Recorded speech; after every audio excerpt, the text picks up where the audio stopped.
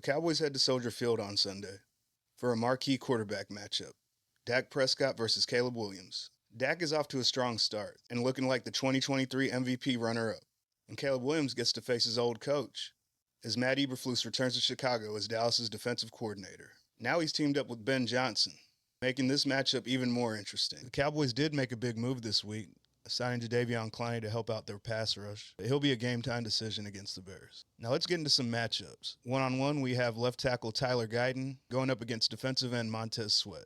Guyton is continuing to struggle this season as he's currently ranked number 62 out of 65 tackles according to PFF. He's going to have his hands full on Sunday as Montez Sweat is 6'6", 270 pounds, is one of the most athletic pass rushers in football. Guyton's going to have to step up, or I could see him being on a short leash today. Now let's talk about some position group matchups.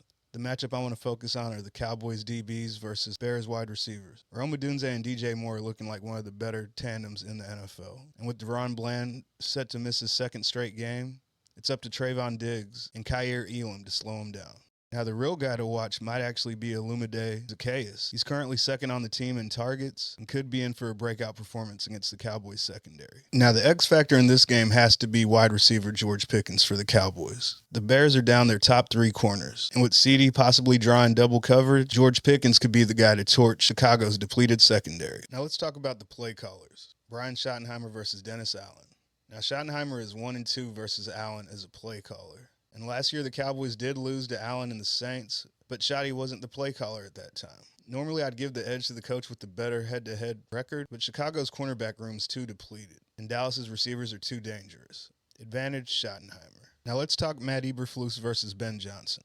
Eberflus is 1-5 head-to-head versus Ben Johnson. They know each other well, but it's been one-sided in Johnson's favor. Now Johnson has taken over the team that Eberflus built, and Eberflus's knowledge of the personnel could be a factor. But Cowboys fans haven't forgotten what Johnson and his Lions offense did against this team last year. Dallas's secondary is almost as depleted as Chicago's. Advantage Johnson.